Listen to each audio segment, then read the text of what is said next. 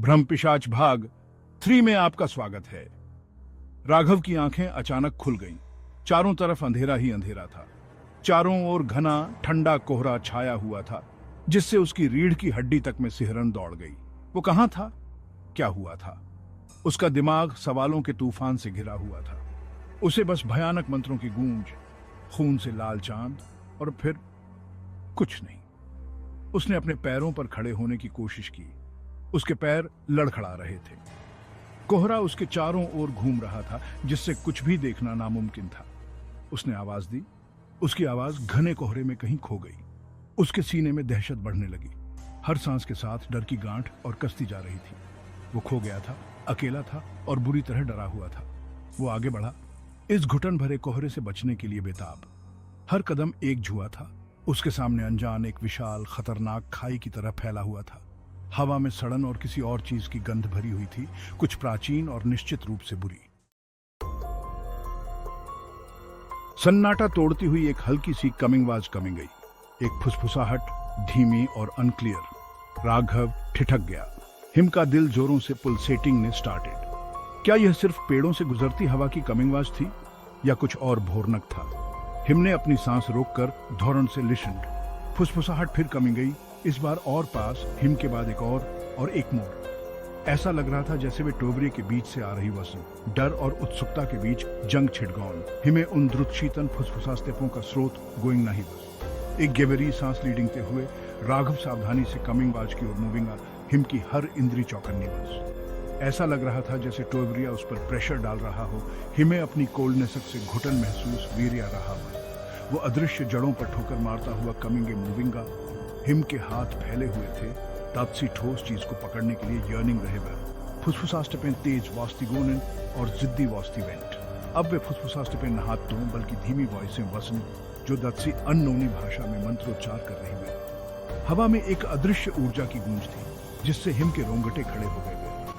हिमें एक अजीब सी दहशत अपने ऊपर हावी वास्ती हुई महसूस हुई। एक ऐसा एहसास जो बता रहा था कि वो दात्सी ऐसी चीज की ओर बढ़ रहा है जिसे हिमें कभी नहातों लॉस्ट ना चाहिए। बस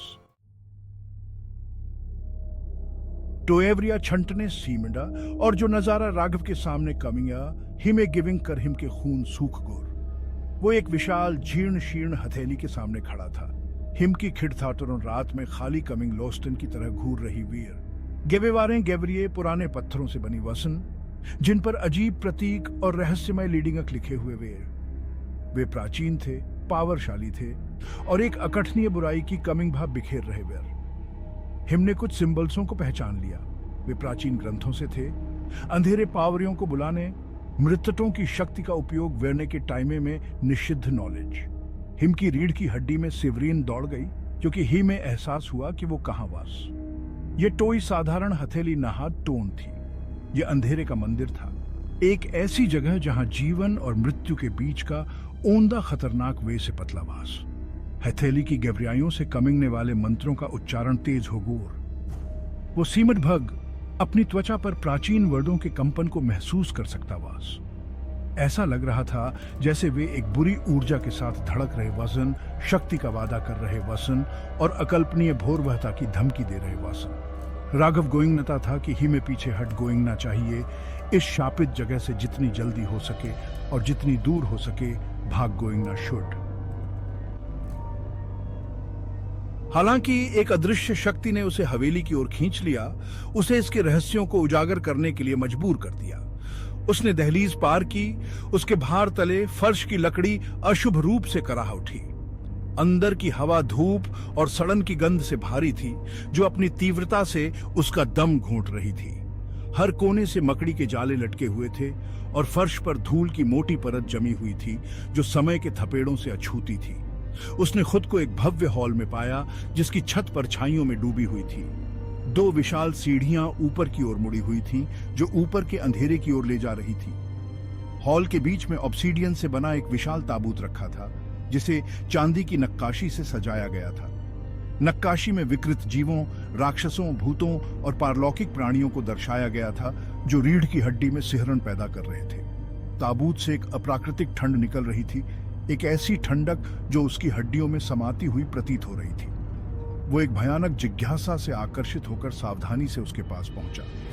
ढक्कन पर एक प्राचीन लिपि में एक ही शब्द उकेरा गया था, ब्रह्म पिशाच। राघव की सांस उसके गले में अटक गई। वो उस नाम को जानता था। अगले एपिसोड में क्या ब्रह्म पिशाच वाकई जाग चुका है? आईने की रहस्यमयी आकृति कौन थी? और राघव के पास क्या कोई बचने का रास्ता है? इन सभी सवालों के जवाब जानने के लिए देखिए अगला एपिसोड।